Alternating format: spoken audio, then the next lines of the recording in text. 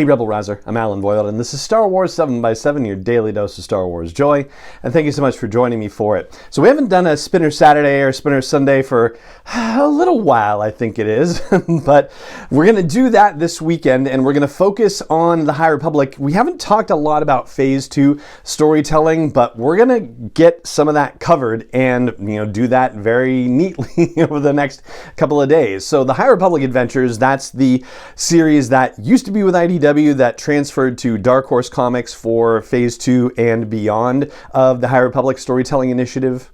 High Republic Adventures is the series that's written by Daniel Jose Older.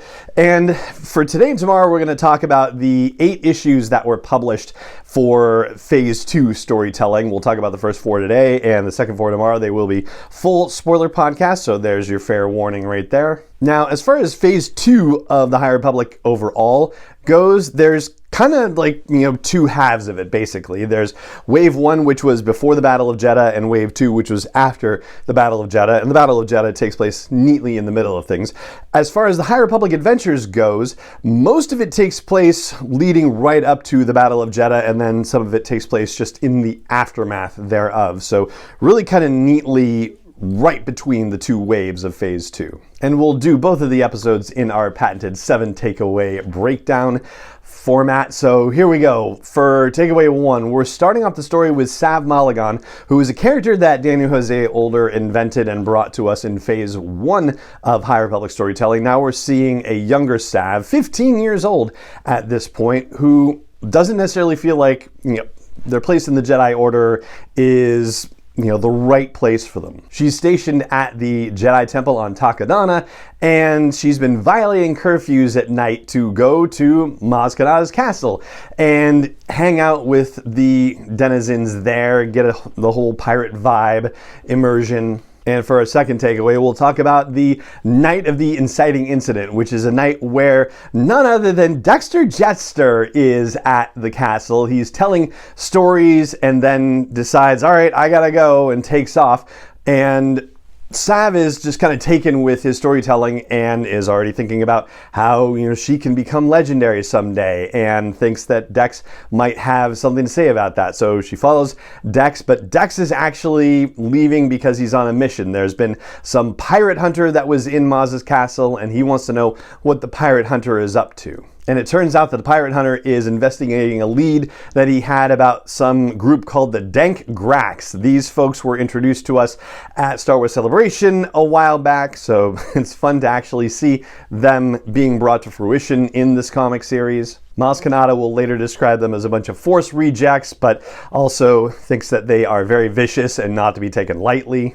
And something's going on with them. They're planning something. There's a multi-organizational gathering that they're involved in, but they end up getting away. And so Maz is having a ship tracked, and they decide to go after them, Maz and her crew, and Sav gets invited to be part of the crew. For our third takeaway, we'll talk about the fact that they find this other ship, which is apparently an ancient Tund ship. So there was previous mention in other, back at Star Wars Celebration, and also I think this even goes back to Rogue one of the Force cults, the Sorcerers of Tund or something like that. So the ship seems to be abandoned, so most of Maz's crew tries to go into the ship to get some information on what the Dank Grax might be up to, but it turns out it's a trap because the Dank Grax are aware that Maz's crew has boarded it, and they decide to go take over Maz's ship. So there's a firefight in space around that, and ultimately the pirate hunter shows up, and everybody's like, we don't want anything to do with the pirate hunter, so they all take off. But the weird thing about this Tund ship is that you have to have some force powers to be able to activate the thing. Sav has been quote-unquote undercover because she's not supposed to be out beyond curfew. She hasn't been telling anyone she was a Jedi.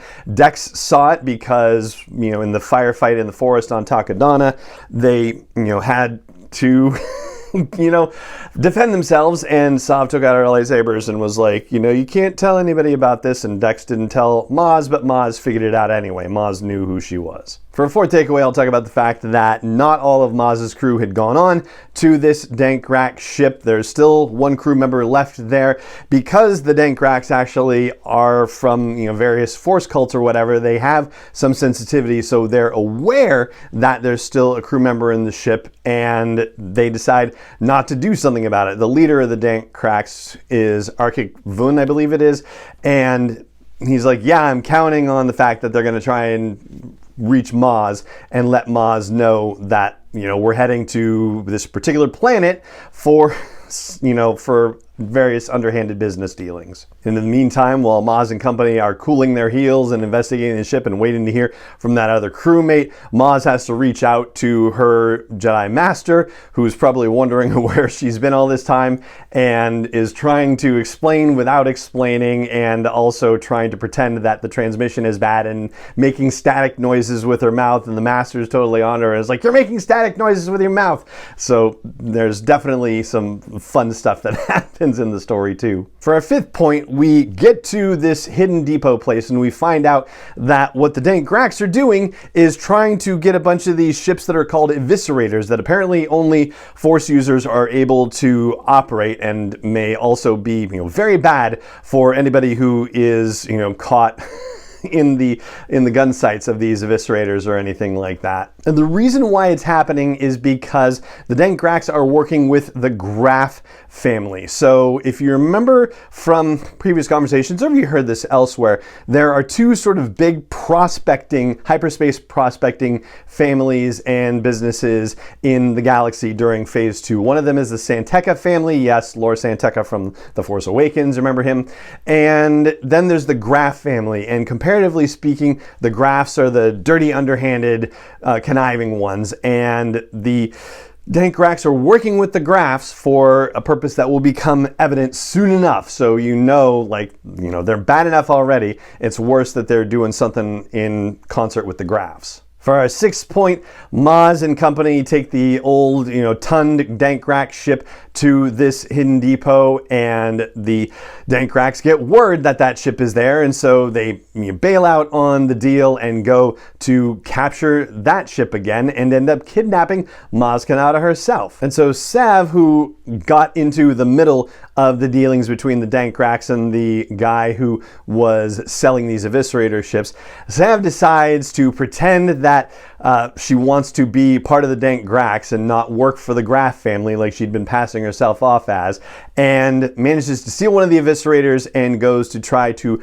join the Dankraks, which she seems to be able to do, but yeah, we'll find out that there's more to that that will be revealed eventually. And for a seventh and final takeaway, we find out that the Grafs have employed the Dankraks to head to Jedha to cause some sort of mischief and mayhem, and by the time everybody gets there, the mischief and mayhem has already begun. The Battle of Jedha is in full swing by the time that everybody in the story arrives there at the end of issue 4, which is the halfway point in the High Republic Adventures Series 2, covering Phase 2 of the High Republic. And that's what I've got for you in our little 7 takeaway breakdown covering those first 4 issues. And so that's going to do it for this episode of the podcast as well.